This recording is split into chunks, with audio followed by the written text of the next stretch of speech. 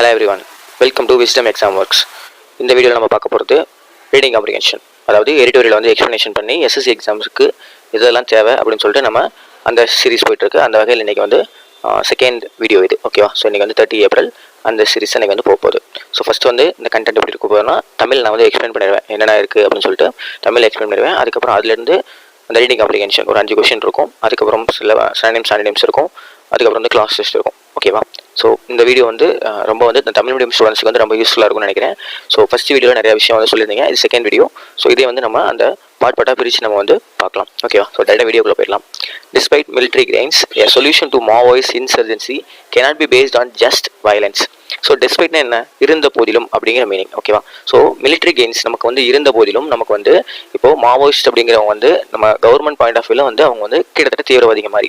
So அவங்கள ஒடுக்கிறது வந்து நமக்கு மிலிட்ரி கெயினை இருந்த போதிலும் சொல்யூஷன் டு மாவோயிட் இன்சர்ஜென்சினா கிளர்ச்சி, அந்த அவங்களுடைய கிளர்ச்சியை வந்து நம்ம cannot be based on just violence, அதை வந்து ஒரு வன்முறை அப்படிங்கிறதுக்குள்ள மட்டும் நம்ம வந்து அடைக்கிற முடியாது அப்படின்னு சொல்கிறாங்க.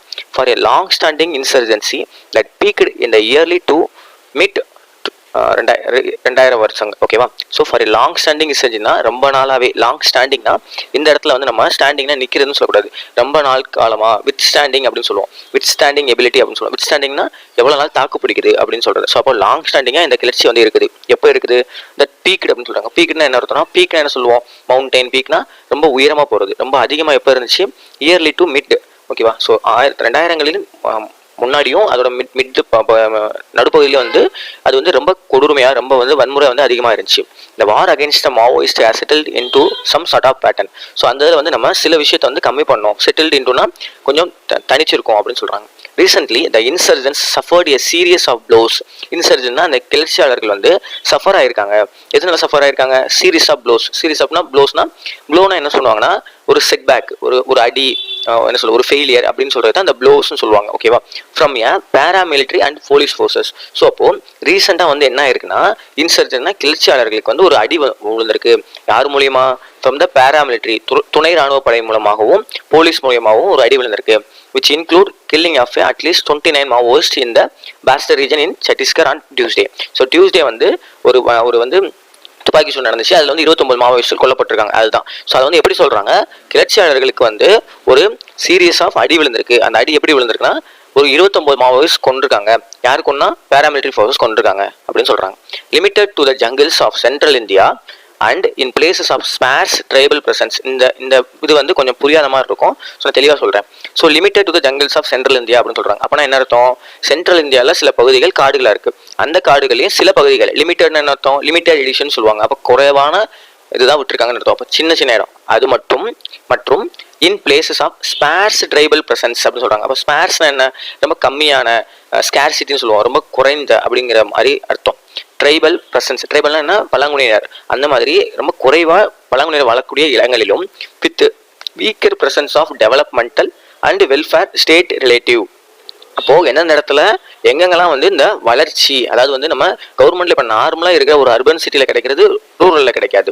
அர்பன் என்ன? நகர்ப்புறங்களில் கிடைக்கிறது நமக்கு கிராமப்புறங்களில் கிடைக்காது, கிராமப்புறங்களில் கிடைக்கிறது நம்ம மலைவாழ் மக்களுக்கு கிடைக்காது. ஸோ அப்போது அந்த மாதிரி கிடைக்காம இருக்கிற அந்த பகுதியாக தேர்ந்தெடுத்து வீக்கர் பிரசன்ஸ் ஆஃப் டெவலப்மெண்டல், ஓகேவா? ஸோ ரொம்ப குறைவான டெவலப்மெண்டல் இருக்கிற பிளேசஸாக தேர்ந்தெடுத்து வெல்ஃபேர் ஸ்டேட் ரிலேட்டிவ்னா நம்ம மக்களுக்கு வந்து ஒரு அரசு வந்து நிறைய விஷயம் செய்வாங்க இல்லையா? வெல்ஃபேர், அவங்களுடைய வாழ்வாதாரத்தை மேம்படுத்த செய்வாங்களா, அதெல்லாம் குறைவாக இருக்கும். எப்படி? Relative to the rest of the country. Rest of the கண்ட்ரினா மற்ற நாட்டில் இருக்க மற்ற பகுதிகளை விடவும் அங்கே கம்மியாக இருக்கும் அப்படின்னு சொல்கிறாங்க, ஓகேவா? ஸோ இந்த இடத்துல எல்லாமே நீங்கள் புரிஞ்சுக்கணும். Relative to the rest of the கண்ட்ரினா கம்பேர் பண்ணுறாங்கன்னு அர்த்தம். நாட்டின் பிற பகுதிகளை விட அந்த பகுதியில் கம்மியாக இருக்கும், அந்த பகுதியில் அவங்க வந்து தேர்ந்தெடுக்கிறாங்க. என்ன பண்ணுறாங்க? இந்த Maoist have significantly diminished as a political ideological forces with a few takers for their parties, the Communist Party of India, Maoists. So அப்போ என்ன சொல்கிறாங்கன்னா, இந்த சின்ன இடத்தெல்லாம் தேர்ந்தெடுத்து அவங்களுக்கு அந்த இடத்துல வந்து அந்த பார்ட்டி என்ன? Communist party of India, Maoist அப்படின்னு சொல்லி ஒரு பார்ட்டி இருக்கு. அந்த பார்ட்டியோடைய விஷன்ஸ், அவங்களுடைய ஐடியாலஜி, அவங்களுடைய கருத்துக்கள்லாம் கொண்டு போய் சேர்க்குறாங்க அப்படின்னு சொல்கிறாங்க, ஓகேவா? இது வந்து பெருசாக நீங்கள் பார்க்கும்போது இது வந்து ஒரே லைனில் இருக்க மாதிரி தெரியும். நான் எப்பயும் சொன்ன மாதிரி தான், ஃபர்ஸ்ட் வீடியோவில் சொன்ன மாதிரி ஸ்பிட் பண்ணுங்க, ஓகேவா? இப்போ இங்கே அண்டுன்னு இருக்கா, அது வந்து ஒரு கன்ஜெக்ஷன். அப்போ அதுக்கு முன்னாடி படிச்சுக்கோங்க, அதுக்கப்புறம் மிச்சதுக்கு படிங்க. இங்கே வித்துன்னு இருக்கா, அப்போ அதுக்கு முன்னாடி படிக்கணும், ஓகேவா? இங்கே ஒரு அண்டு இருக்கு பாருங்க, ஸோ இங்கே ஒரு அண்டு இருக்குது. ஸோ இந்த மாதிரி வந்து பிரித்து படிச்சிங்கன்னா உங்களுக்கு புரியும். அடுத்து, what they have retained however is an ability to target security forces evident in the killing of 30 paramilitary personnel in April 2021 and 10 jawans in April 2022. So okay, what they have retained however அப்படின்னு இருக்காங்க. So இப்போ இங்கே வந்து ரெண்டு word இருக்கு. என்னதான் இருந்தாலும் what they have ரிட்டைன்னா அதை வந்து கம்மி பண்ணியிருக்காங்க, குறைச்சிருக்காங்க. அப்படி இருந்தாலும் ஹவவர்னா இருந்த போதிலும், இருந்தாலுமே is an ability to target security forces. நம்ம மாவோயிஸ்ட் வந்து செக்யூரிட்டி ஃபோர்ஸஸை வந்து டார்கெட் பண்ணுறதுக்கு அவங்களால முடியுது. They are ability to target security forces. அதுக்கு என்ன எவிடன்ஸு? எவிடென்ட் இந்த கில்லிங் ஆஃப் 30 மிலிட்ரி. ஸோ இந்த April 2021 அதுக்கப்புறம் வந்து April 2000 தப்பா இருக்கு, ஓகேவா? ஸோ 2023 இருக்கும் நினைக்கிறேன். ஓகே, ஸோ இந்த வந்து இது இத்தனை பேர் வந்து கொண்டிருக்காங்க. ஸோ அப்போ என்ன அர்த்தம்? அவங்க வந்து நம்ம ஜவான்ஸையும் நம்ம பேராமிலிட்டரி ஃபோர்ஸையும் கொல்றதுக்கான வாய்ப்புகள் வந்து இருக்கதான் செய்யுது.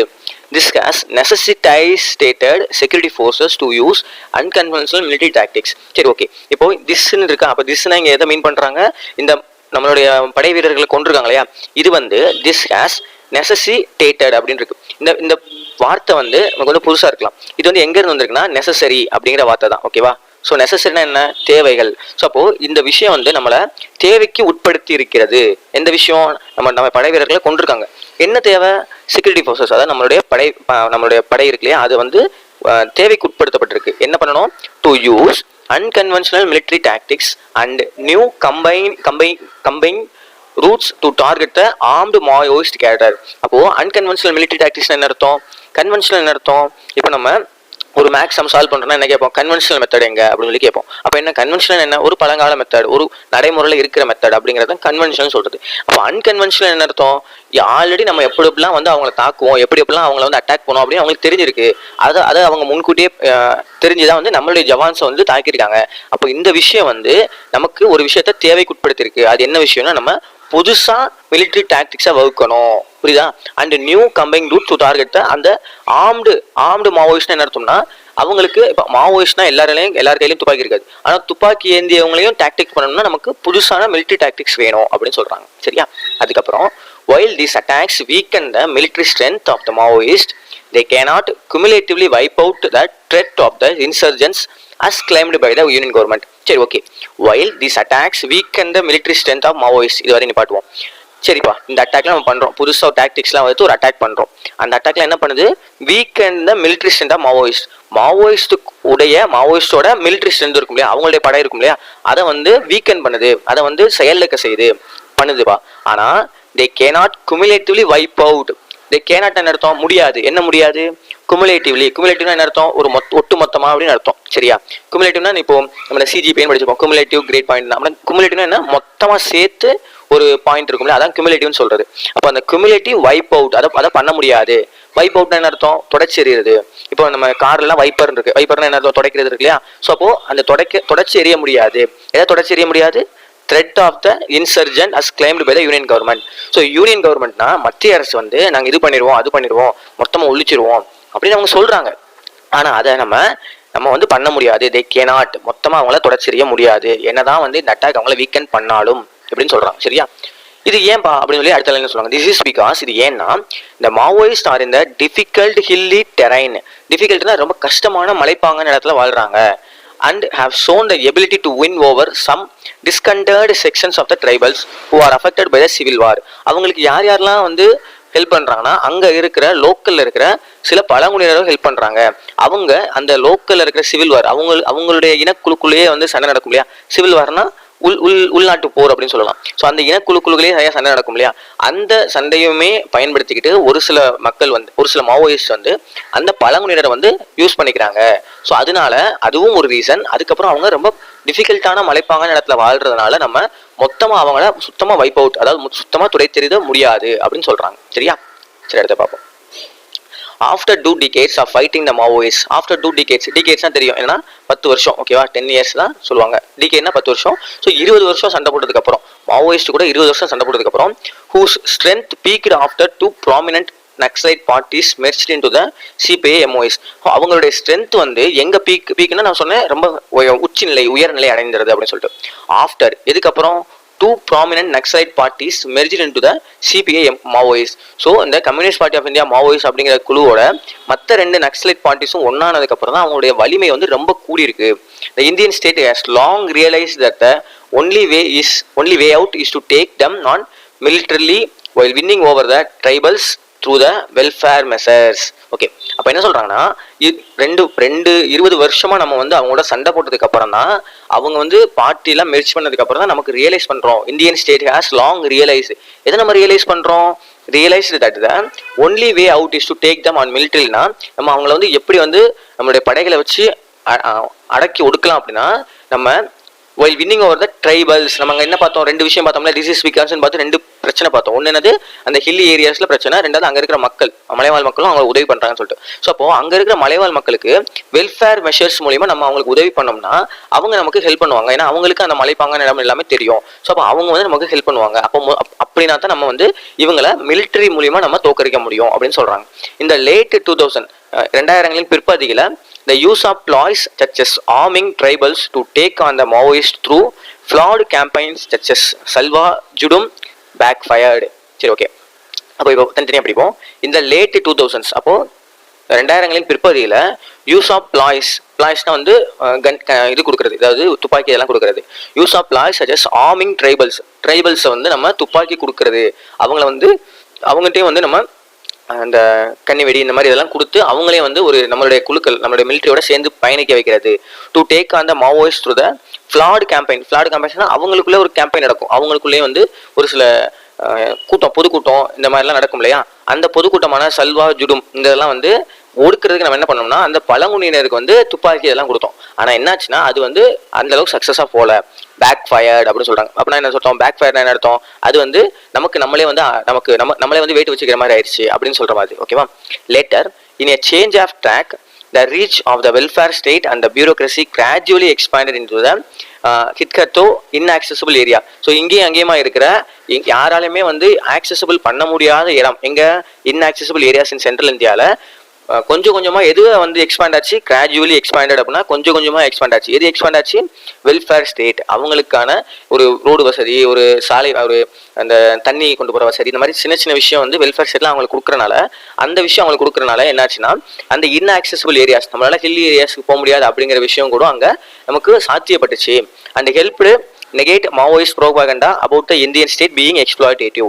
ஸோ மாவோயிஸ்ட்டுகள் என்ன சொல்கிறாங்கன்னா, நம்ம இந்தியன் ஸ்டேட் வந்து ரொம்ப வந்து சுரண்டப்படுது அப்படிங்கிறது அவங்களுடைய மெயினான தீமாக இருக்குது. ஸோ அப்படிங்கிற அந்த தாட், அந்த ப்ரோபகண்டா, அந்த பிரிச்சு அந்த விஷயம் வந்து தப்பான விஷயம் இருக்கு இல்லையா, அதை வந்து சப்ரஸ் பண்ணுறதுக்கு, அதை கம்மி பண்ணுறதுக்கு நமக்கு இந்த வெல்ஃபேர் மெசேஜ் வந்து யூஸ்ஃபுல்லாக இருந்துச்சு அப்படின்னு சொல்கிறாங்க. சரிங்களா? சரி, ஓகே, இது வந்து புரிஞ்சிருக்கும்னு நினைக்கிறேன். அடுத்து நம்ம வந்து கொஸ்டின் போகலாம். சரி, ஓகே, ஃபர்ஸ்ட் வந்து what is a tone of the passage? Okay, first வந்து என்ன? கிரிட்டிக்கல் அப்படின்னு இருக்கு, இது இருக்கலாம். ஓகே, ஏன்னா நம்ம வந்து ஒரு டெரர் குரூப் பற்றி நம்ம பேசுகிறோம், அப்படின்னா வந்து நம்ம வந்து கொஞ்சம் பயத்தோட தான் பார்க்கணும், இது இருக்கலாம். ரெண்டாவது ஆப்டிமிஸ்டிக்காக சில விஷயம் ஆப்டிமிஸ்டிக் என்னன்னா இந்த வெல்ஃபேர் ஸ்டேட் கொடுக்குறது, ட்ரைபில் போய் இது பண்ணுறது. ஆனால் அட் சேம் டைம் நம்மளுடைய ஜவான்ஸும் இறந்துருக்காங்க. அப்போ இது வந்து கொஞ்சம் ஆப்டிமிஸ்டிக் கிடையாது. அதே மாதிரி நியூட்ரலாக இருக்கிறதுக்கு அப்போ இது வந்து ஆப்டிமிஸ்டிக் கிடையாது. நியூட்ரலாக இருக்கலாம் அப்படின்னு சொல்லி பார்த்தோம்னா நியூட்ரலாகவும் இல்லை, ஏன்னா நம்ம பக்கமும் இழப்பு இருக்குது, அவங்க பக்கமும் இழப்பு இருக்குது. நம்மளும் இன்னும் வந்து கொண்டு வரணும். ஏன்னா நிறைய விஷயம் நம்ம கவர்மெண்ட் பண்ண மாதிரி, நம்ம சென்ட்ரல் கவர்மெண்ட் வந்து நினைச்ச மாதிரி பண்ண முடியாது அப்படின்னு இந்த பேராகிராஃப்ல சொல்லியிருக்காங்க. அப்போ இது வந்து நியூட்ரலாகவும் இருந்த மாதிரி தெரில. அதுக்கப்புறம் செலிப்ரேட்னா ஒரு கொண்டாட்டம் நிறைந்ததா இருக்குது அப்படின்னு சொன்னால் கண்டிப்பாக கிடையாது. ஸோ அப்போ இது வந்து ஒரு கிரிட்டிக்கலான விஷயம் தான், இது நம்ம வந்து ரொம்ப கவனத்தில் கொள்ளணும் அப்படிங்கிறதான் இந்த பேசேஜோட டோன். ஓகேவா? அதுக்கப்புறம் what is a main theme of passage regarding the fight against the Maoist insurgency? சரி, ஓகே, மாவோயிஸ்டுகளின் கிளர்ச்சிகளில் வந்து எது முக்கியமான விஷயமா இந்த தீம்ல பார்க்கப்படுதுன்னு சொல்றாங்க. ஃபர்ஸ்ட் வந்து இந்த futility of violent conflicts and the need for comprehensive welfare strategies. So first என்ன சொல்றாங்க? இந்த கான்ஃப்ளிக்ஸ் என்ன? 2 பேருக்கு நடந்து இருக்கிற சண்டை அந்த மாதிரி இருக்கிறத கான்ஃப்ளிக்ட்னு சொல்லுவாங்க. ஃபைட் அப்படிங்கிறத கான்ஃப்ளிக்ட்னு சொல்லுவாங்க. அது வந்து வன்முறையா இருக்கு, அதை பற்றியும். அதுக்கப்புறம் நீடு என்ன, எதை பற்றி தேவை, அந்த வெல்ஃபேர் ஸ்ட்ராட்டஜிஸ் பற்றியும். ஓகேவா? ஸோ அவங்களுக்கான என்னென்னலாம் வந்து நன்மை செய்யணுமோ அதை பற்றியும் வந்து இதை வந்து தேவையை பற்றியும் சொல்லுது அப்படின்னு சொல்கிறாங்க. இது வந்து கரெக்டாக இருக்க மாதிரி தான் தோணுது. சரியா? இப்போ அடுத்தது பார்ப்போம். The importance of military dominance in insurgency conflicts. So இங்கே என்ன சொல்கிறாங்க? மிலிட்ரி டாமினன்ஸ்னு சொல்கிறாங்க. நம்ம அப்படியே படித்தோம் இல்லை, மிலிட்ரி தான் வந்து அதிகமாக டாமினேட் பண்ணுது, அதை பற்றி நம்ம பேசணும்னு சொல்கிறாங்க. அதாவது வந்து எங்கெல்லாம் கிளர்ச்சி இருக்கிறோம் அங்கெல்லாம் வந்து மிலிட்ரி வந்து டாமினேட்டாக இருக்கணும் அப்படிங்கிற மாதிரி சொல்கிறாங்க. இந்த பேசேஜில் சொல்கிறாங்க. கிடையாது, அப்படி நம்ம சொல்லலை. அப்படி நம்ம இன்னும் சொல்ல போனோம்னா ஆஃப்டர் 2 decades 20 வருஷம் கழிச்சு நம்ம எதை வந்து நம்ம இது பண்ணுறோம்னா அந்த மாதிரி வெறும் துப்பாக்கியை மட்டும் வச்சு நம்ம வந்து ஜெயிக்க முடியாது அப்படிங்கிறத இதில் சொல்லிச்சு. அப்போ கண்டிப்பாக இந்த இது கிடையவே கிடையாது. அதுக்கப்புறம் the resilience of the Maoist insurgency despite government efforts. சரி, ஓகே, இந்த ரிசைலன்ஸ்னா என்னது? தாக்கு பிடிக்கிற தன்மை, ரெசிஸ்டன்ஸ் சொல்றோம் இல்லையா? ஸோ அப்போ அந்த தாக்கு பிடிக்கிற தன்மை வந்து யாருக்கு இருக்கு? இந்த மாவோயிஸ்ட் கிளர்ச்சியாளர்களுக்கு இருக்கு.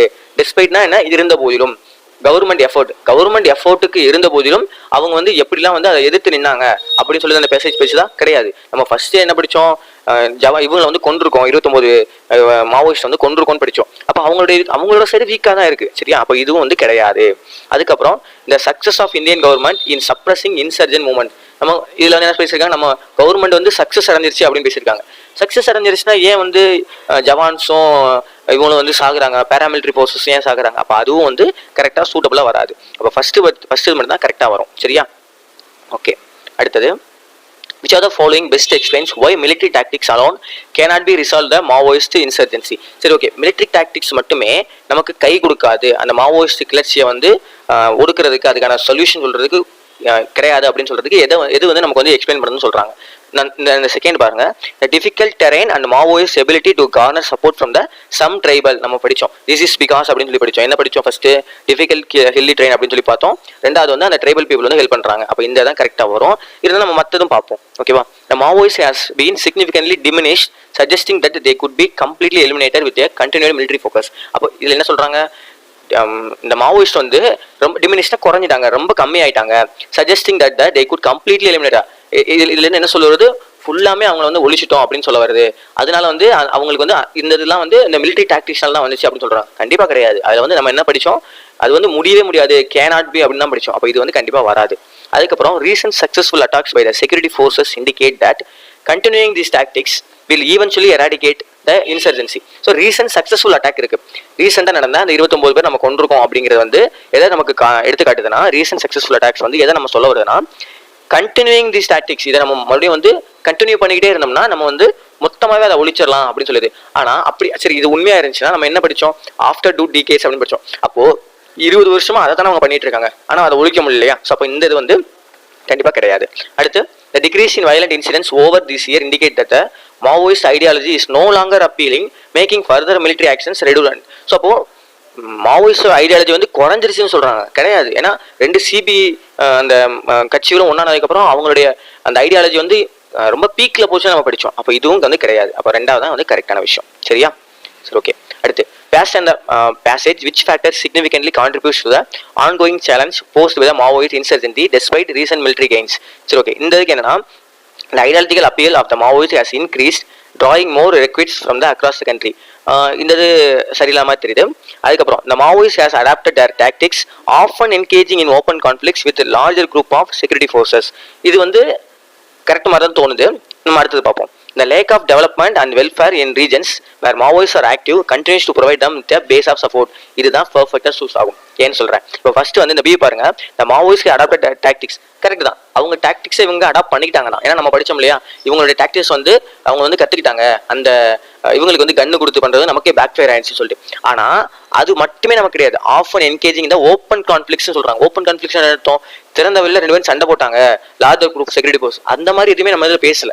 அப்போ இது கிடையாது, இதுவும் கிடையாது. இந்த இதில் என்ன சொல்லியிருக்காங்க, த லேக் ஆஃப் டெவலப்மெண்ட், அதான் இங்கே முக்கியம். எங்கன்னா இந்த ரீஜன்ல இருக்கிறவங்களுக்கு வந்து நிறைய வளர்ச்சிக்கு உண்டான நிறைய ஸ்கீம்ஸ் வந்து போய் சேரவே இல்லை.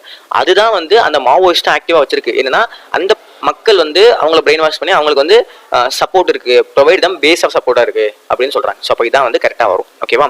சரி, ஓகே. அடுத்தது, which one of the following statement best summarizes the author's position on the effectiveness on military strategies against the Maoist? So இது வந்து என்ன சொல்றாங்கன்னா, நம்ம இந்த பேராகிராஃபில் ஆத்தர் வந்து எதை வந்து ஃபுல் அண்ட் ஃபுல் எஃபெக்டிவா சொல்றாங்க, இந்த மாவோயிஸ்டுடைய கிளர்ச்சிகளுக்கு வந்து எதை வந்து பெஸ்ட் ஸ்ட்ராட்டஜின்னு சொல்றாங்க அப்படின்னா, ரொம்ப சிம்பிள். நமக்கு என்னெல்லாம் பிரச்சனைன்னு சொன்னோம், அவங்களுக்கு வந்து வெல்ஃபேர் கொடுக்கணும் அப்படின்னு சொன்னோம். அதுதான் இந்த இடத்துல சிக்னிஃபிகன்ட் வெல்ஃபேர் கொடுக்கணும், அவுட்ஸ்ட்ரெச் எஃபோர்ட்ல வெல்ஃபேர் கொடுக்கணும். ஸோ இந்த ரெண்டையும் நம்ம பண்ணோம்னா எஃபெக்டிவா இருக்கும். ஸோ சொல்யூஷன் மாவோயிட் இன்சர்ஜென்சி மோர் தென் ஜஸ்ட் வயலன்ஸ். ஸோ இதான் ரொம்ப முக்கியம், மோர் தென் ஜஸ்ட் வயலன்ஸ். வன்முறை மட்டுமே இல்லாம அது போக நம்ம அவங்களுடைய பிரச்சனை என்னன்னு தெரிஞ்சிச்சு அதுக்கு நம்ம கொடுத்தோம்னாலே நம்ம அவங்கள அந்த மாவோயிஸ்ட் கிளர்ச்சியாளர்களை ஒடுக்கிடலாம், கம்மி பண்ணிடலாம் அப்படின்னு சொல்லி சொல்றாங்க. ஸோ பி தான் இதுக்கு ஆன்சரா இருக்கும். சரியா? மித்த ஆப்ஷன்ஸ்ல நீங்க பாத்துக்கோங்க, அது ஏன் வராதுன்னு சொல்லி நீங்க வந்து தெரிஞ்சுக்கோங்க. ஓகேவா? அதுக்கப்புறம் வந்து சினானிம்ஸ் டக்குன்னு வந்து சொல்லிடுறேன். இன்சர்ஜென்சினா rebellion, uprising, revolt, insurrection, resistance, இந்த இதெல்லாம் இருக்கு. ஓகேவா? அதெல்லாம் அதை அக்செப்ட் பண்றது, அதை அக்கார்ட் பண்றது, காமா போறது, இந்த இதெல்லாம் வந்து அதுக்கு ஆப்போசிட்டா வரும். செட்டில் இன்டு அப்படின்னா வந்து பிகமிங் எஸ்டாப்ளிஷ்டு, அடாப்ட் டு, இந்த இதெல்லாம் வரும். Get used to. ப்ளோ அப்படின்னா செட் பேக், டிஃபீட், ஒரு அடி வாங்குறது, ஸ்ட்ரைக்கு, ஹிட், ஷாக் ஆகுறது, இந்த இதெல்லாம். ஓகேவா? ஸோ இதெல்லாம் ப்ளோ.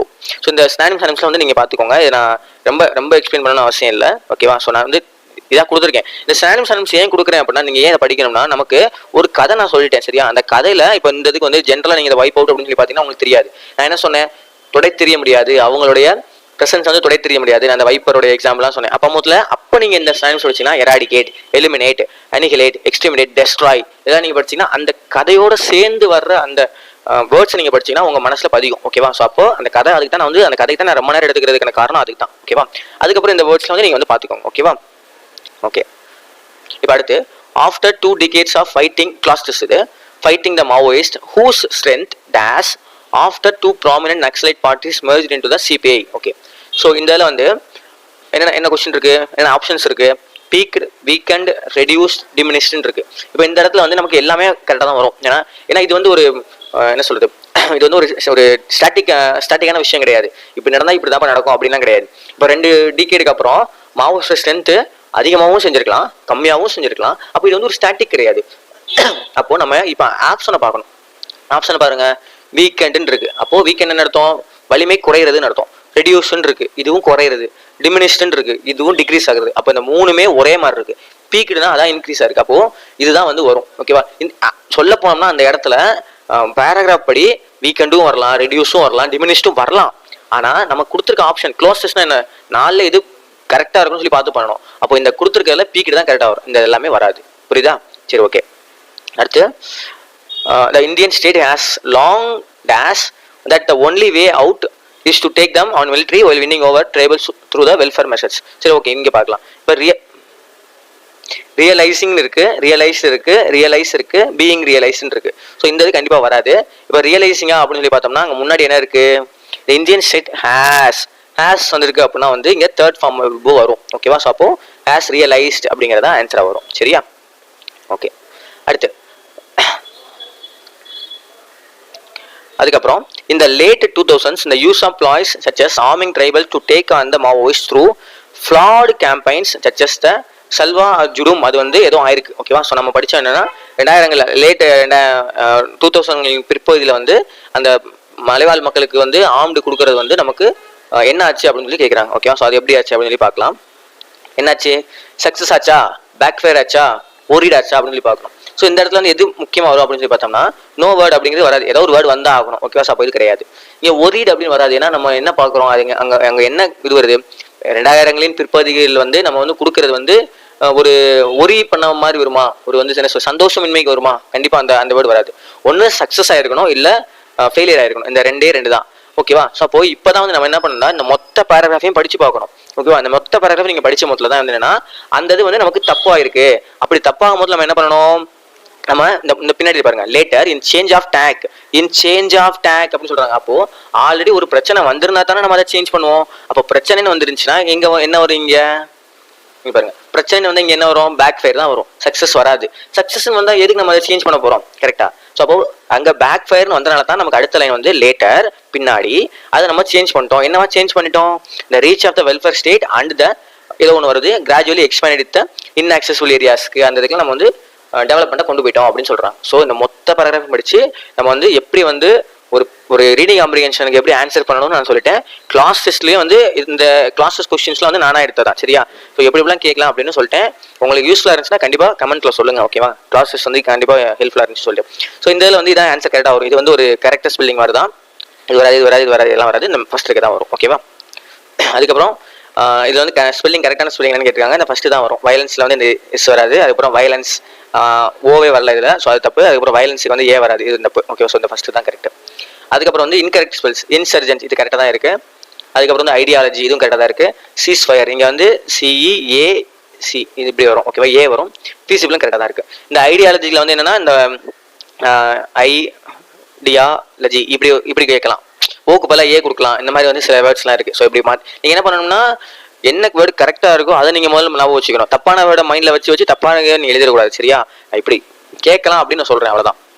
அதுக்கப்புறம் error spotting, civil society and peace activists have try to initiate ceasefire talks between the Maoist with the security forces சொல்கிறாங்க. இதில் எங்கே தப்பு இருக்குது அப்படின்னு சொல்லி பார்த்தோம்னா இங்கே பெட்வீன் வந்திருக்கு. ஸோ பெட்வீன் வந்தால் யாரோ 2 பேருக்கு இடையில அப்படின்னு தான் வரும். ஸோ பெட்வீன் எங்கே, மாவோயிஸ்ட் செக்யூரிட்டி ஃபோர்ஸஸ், இந்த 2 பேருக்கு நடுவில். அப்போது வித்து வராது, அண்டு வரும். ஓகேவா. ஸோ அப்போ பிட்வீன் வந்துச்சுன்னா அண்டு வரும். ஸோ அப்போ பிரச்சனை எங்கே இருக்குது? வித் த செக்யூரிட்டி ஃபோர்ஸஸில் இருக்குது. அப்போ வித் த செக்யூரிட்டி ஃபோர்ஸ் எங்கே இருக்குது? இதான் ஆன்சர். சரியா?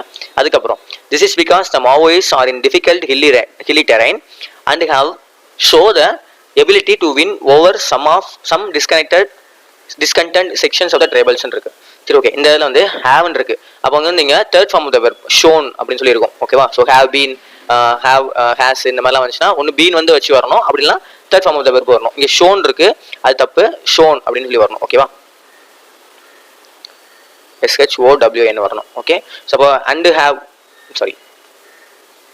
ஹேவ் ஷோ த எபிலிட்டின்னு இருக்கா. ஸோ இந்த ரெண்டாவது தான் கரெக்டாக இருக்கும். நீங்கள் வந்து நான் இதையே மாற்றி வச்சிருக்கேன்னா சில நேரத்தில் வந்து அது வந்து 3வது இடத்துல இருக்குது. கரெக்டாக இந்த இருக்கு பாருங்க. இது வந்து 1வது, இது வந்து 2வது, இது வந்து 3வது. ஸோ நம்ம ஆப்ஷன் 3வது தான் இருக்குன்னு சொல்லிட்டு டக்குன்னு வந்து 3 கிளிக் பண்ணிட்டு வந்துடக்கூடாது. அந்த இது எதுன்னு சொல்லி பார்த்து உங்களுக்கு போடணும். ஓகேவா? ஸோ அதனால தான் வந்து ஆப்ஷனையும் மாற்றி வச்சிருக்கேன். சரியா? சரி, ஓகே. இந்த செஷன் வந்து உங்களுக்கு வந்து ஹெல்ப்ஃபுல்லாக இருக்கும்னு நினைக்கிறேன். இதில் ஏதாவது டவுட்ஸ் இருந்துச்சுன்னா நீங்கள் வந்து கேளுங்க.